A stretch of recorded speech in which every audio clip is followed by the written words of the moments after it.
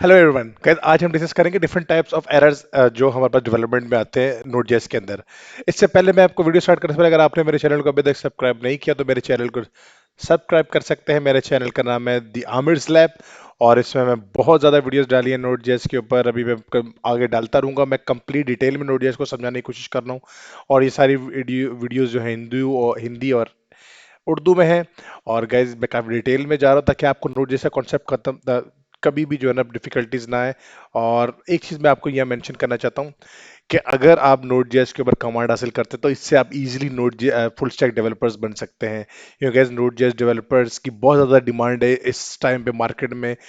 और even south Asia के अलावा आउट ऑफ दिस रीजन जो है बहुत ज़्यादा डिमांड है, क्योंकि ये बहुत ज़्यादा यूज में आने वाला बैकएंड इस टाइम बना हुआ है। तो गाइस आइए स्टार्ट करते हैं। और अगर आपको सोर्स कोड चाहिए होगा तो ये लिंक मैं जो है डिस्क्रिप्शन में शेयर कर दूंगा। हर वीडियो के एंड में आपको ये लिंक मिल जाएगा। तो आई होप आपको ये काफ़ी हेल्प करेगा। तो गाइस सबसे पहले मैं स्टार्ट करता हूँ कि types of errors in node JS हमारे पास जो है सिंटेक्स एरर्स होते हैं, रन टाइम एरर्स होते हैं और लॉजिकल एरर्स होते हैं। वैसे आप सब जब से आप लोग प्रोग्रामिंग सुने होंगे ये सारे एरर्स से काफ़ी ज़्यादा फेमिलियर होंगे, चाहे आपने जावा पे काम किया, सी प्लस प्लस पे, सी शार्प पे, किसी भी प्रोग्रामिंग लैंग्वेज पे, तो आप इससे काफ़ी ज़्यादा फेमिलियर होंगे। सिंटेक्स एरर्स होते हैं जो हमारे टाइपो एरर्स होते हैं, जिसमें हम पैरेंथेसिस की मिस्टेक करते हैं, सेमी कोलन नहीं लगाते, सॉरी, या कॉमास नहीं लगाते या नेमिंग कन्वेंशन की मिस्टेक्स करते हैं, तब हमारे सिंटेक्स एरर्स आते हैं। जब हम स्टेटमेंट्स को सही तरह क्लोज नहीं करते या कुछ उसमें एरर्स होते हैं। सेकंड होता है हमारे पास run time error. Run time error ऐसे एरर्स होते हैं जो हमारे अनएक्सपेक्टेड एरर्स जो है ना आ रहे होते हैं। जैसे हमने कोई ऐसे एरर्स को जो है ना अकर होते हैं जब प्रोग्राम एग्जीक्यूट होता है, जैसे जिसमें ऑफर अनएक्सपेक्टेड कंडीशंस हम लगा देते हैं। जैसे अगर हमने ऑब्जेक्ट को इनिशियलाइज करवा दी है या किसी भी मेथड को कॉल करवाया, लेकिन उस अभी तक उसकी डिक्लेरेशन जो है कहीं और कॉल करवा दी हमने, तो इस टाइम पे रन टाइम पे हमारे पास एरर्स आ रहे होते हैं कि वो हमें बता देता है रन टाइम के ऊपर जाके किसकी जो एक्सेसिबिलिटी है वो नहीं आ रही है जावास्क्रिप्ट के अंदर। और लॉजिकली एरर्स होते गए समटाइम। ये लॉजिकल एरर जो है ना, ये बेसिकली हमारी प्रोग्राम को या फंक्शनैलिटी एप्लीकेशन को नुकसान नहीं देते, लेकिन लॉजिकली ऐप उस तरह से वर्क नहीं कर रही होती जिस तरह से हमें आउटपुट चाहिए होता है। वो कुछ और ही आउटपुट दिखा रही होती है, कुछ और अनएक्सपेक्टेड रिजल्ट्स आ रहे होते हैं। तो आइए गाइस, ये आपको मैंने थोड़ा सा ओवरव्यू दिया है, अब इनको प्रैक्टिकल एग्जांपल्स करते हैं। हम अपने सोर्स कोड पे आते हैं वापस से प्रोजेक्ट के ऊपर। तो देखिए यहाँ पर जो है ना, अभी हमारे पास ये एप्लीकेशन है और यहाँ पर आके मैं जैसे कॉन्स्ट को जो है ना यहाँ से टी हटा देता हूँ। तो अब देख सकते हैं आप एक एरर जो है ना यहाँ पे शो हो रहा है बेसिकली हमें हमारे पास। तो यहाँ पर ये कह रहा है डिड यू मीन कॉन्स्ट, तो हमें बता रहा है कि एक अन नॉन कीवर्ड और आइडेंटिफायर जो है ना आ रहा है। प्रॉब्लम को व्यू प्रॉब्लम करते हैं। अगर हम जाते हैं एल्ट F8 प्रेस करते हैं तो हमारे पास बोलता है unknown identifier did you mean const. तो अभी हम इसको इस तरह से नहीं, हम इसको चलाते हैं और मैं लिखता हूँ npm स्टार्ट। जैसे मैं इसको रन करता हूँ तो मैं एक्सपेक्ट कर रहा हूँ कि हमारे पास जो है ना एक एरर जो है ना वो आना चाहिए, लेकिन अभी देखते हैं। और ये हमारे पास रन हुआ और देखें यहाँ पर एरर आ गया। और एरर जो है हमारे पास आया है और वो बता रहा है सर्वर के ऊपर यहाँ पर प्रॉब्लम है कोई ना कोई। तो हम जाते हैं और जाके इसको ये हमारे पास एरर्स हैं जो सिंटेक्स एरर्स कहलाते हैं। जैसे ये सिंटेक्स गलत लिखा था हमने, सेमी कॉलन नहीं लगाया यहाँ पर, या यहाँ पर क्रिएट के ऊपर दो डॉट्स लगा दिए हमने। तो दो डॉट्स लगाएंगे तो आप देखेंगे एरर जनरेट हो गया। सेमी कॉलन ठीक है, वो उसको रीड कर रहा है, लेकिन दो डॉट्स के बाद जो उसको रीड नहीं कर रहा। तो लास्ट वीडियो में हमने नोड मोन को हमने इंस्टॉल किया था, इसलिए हमारा कोड जो है ना बाय डिफॉल्ट रीस्टार्ट हो जाता है जैसे ही हम कुछ चेंजेस करते हैं। तो जैसे ही मैं इसको करता हूँ देखिए ये एक्टिवली सही वर्क करने लग गया है। मैं इसके एक स्टेटमेंट को हटा देता हूँ। ओके गाइस, ये हमारे सिंटेक्स आ रहा है और ये बहुत इंपॉर्टेंट होते हैं। जब आप काम कर रहे हो तो आपको समटाइम्स समझ में नहीं आ रहा होता एप्लीकेशन में क्या प्रॉब्लम है, लेकिन जब आप राइट कर रहे होते कोड को जैसे सेव करते हैं तो आपको ये काफ़ी हेल्पफुल करता है। ये टर्मिनल जो है, टर्मिनल पे आके आप देख सकते हैं ये कितना हेल्पफुल है ये आपके लिए। और मैं अगर यहाँ से मैं दोबारा से वो स्लाइड दिखाऊं आपको, एक सेकेंड, अगर किसी ने मिस किया तो मैं पहले यहाँ से, हाँ जी ये देखें, ये लॉजिकल एरर्स के बारे में इसकी डिटेल लिखी है। You will never see error message but your app doesn't work. ठीक है, आप एरर मैसेज आपको रन टाइम में नहीं आते हैं, इसको प्रैक्टिकली भी हम करके देखेंगे।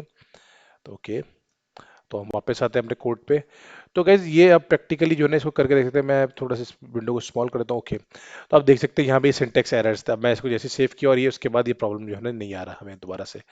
ओके गाइस, अब आते हैं हम लोग, ये हो गया हमारे पास सिंटेक्स एरर्स। अब हम देखते हैं कि रन टाइम एरर्स कौन से होते हैं। गाइस मैं अपने कोड में आता हूँ, कोड में आके देखें यहाँ पर हमने जितनी पुरानी एप्लीकेशन बनाई थी उसके ऊपर हमने यहाँ देखा था। यहाँ पे हम जब ये होम पेज पे या बेस यूआरएल पे आते हैं, तो ये हम यहाँ से रिटर्न करवा देते हैं, अदरवाइज ये नीचे वाला कोड भी एग्जीक्यूट हो जाएगा।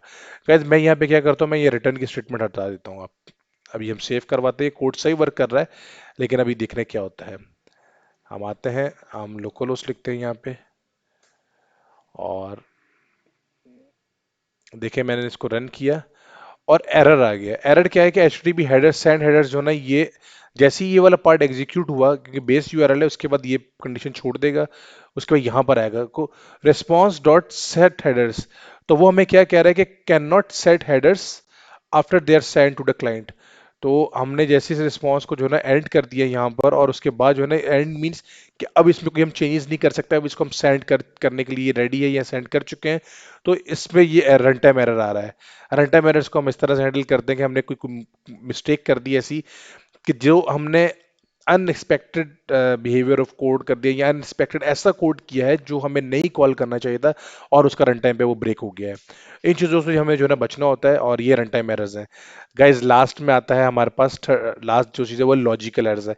ये एरर्स ऐसे होते हैं, ये आपको नज़र नहीं आते, लेकिन ये आपके एप्लीकेशन के अनएक्सपेक्टेड, या आप ये कह सकते हैं ऐसे बिहेवियर्स हो रहे होते हैं जो आपको आउटपुट नहीं चाहिए, लेकिन वो आ रहे होंगे। लेट सपोज कि आपने लिखा 2+5, अब आप एक्सपेक्ट कर रहे हैं रिजल्ट विल बी 7, लेकिन वो नहीं आ रहा, लेकिन वो रिजल्ट आ रहा है लेट सपोज 2-5 हो गया तो -3। तो इस तरह के जो एरर्स है, ये लॉजिकल एरर्स होते हैं, ये आपको कोड में खुद जो है देखने होते हैं। ये बहुत क्रिटिकल एरर्स होते हैं समटाइम्स। जब आप कोड कर रहे होंगे, तो आपने मेक श्योर करना होता है कि आप अपने कोड को इतना clear and neat and clean लिखें, और इतनी एक्यूरेसी से लिखें कि आपकी ये एरर्स आने का चांस ना हो।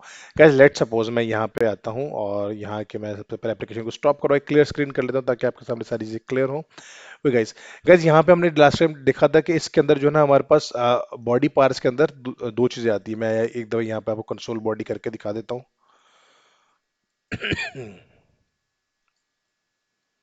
ठीक है, अब मैं इसको रन करता हूँ, npm स्टार्ट, और मैंने इसको यहाँ पे रन किया।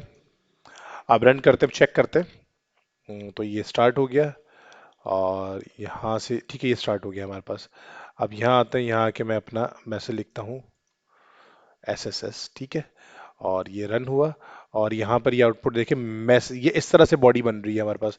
मैसेज जो पार्स होकर डेटा हमारे पास आ रहे होंगे, ये मैसेज की फील्ड की वजह से मैं ये पूरी डिटेल में एक्सप्लेन कर चुका हूँ सारा कोड। अब देखिए पार्स के अंदर हमारे पास मैसेज इज इक्वल टू, हमने कहा 0 इंडेक्स पे ये, इज इक्वल टू के बाद 1 इंडेक्स पे ये। अब मैंने मिस्टेकिंगली बाय डिफॉल्ट लेट सपोज यहाँ पे 0 कर दिया। अब जो फाइल है हमारी, उसके अंदर अगर मैं जाके देखता हूँ, तो लास्ट जो स्टोर हुआ है वो है SSS। अब जो फाइल है हमारी, अब मुझे पता है वो इस तरह से रिजल्ट स्टोर नहीं होंगे उसमें। अब मैं जाके जो स्टोर करवाऊंगा हेलो, अब मैं एक्सपेक्ट कर रहा हूँ, यूजर एक्सपेक्ट कर रहा है कि हेलो स्टोर होगा उसके पास। और अब मैंने इसको सेव किया, और यहाँ मैं आता हूँ, तो अब एप्लीकेशन के अंदर देखता हूँ तो ये मैसेज स्टोर हो रहा है। क्यों? क्योंकि लॉजिकल मैंने मिस्टेक की है, यहाँ पे मैं 0 इंडेक्स उठा रहा हूँ। तो 0 इंडेक्स क्या करेगा, वो बेसिकली हमारे इस कोड को यहाँ से 0 इंडेक्स पे जो मैसेज है उसको शो करवा रहा है, ना कि वो हमारे इंडेक्स मान के मैसेज। ये एक लॉजिकल मिस्टेक है। तो ये होते हैं logical errors. I hope guys आपको ये वीडियो समझ में आएगी, और बहुत हेल्पफुल होगी आपके लिए। और एक लास्ट चीज, मेरे चैनल को सब्सक्राइब करना मत भूलिएगा। I am doing all this hard work just for you, कि आप जितना नोट जेएस को अच्छा सीख सकते हैं सीखें। और भी मैं कोर्सेज इस पर क्रिएट कर रहा हूँ डिफरेंट टेक्नोलॉजीज पे। आप उसको सीख के एंजॉय करें, अपने फ्रेंड्स के साथ शेयर करें।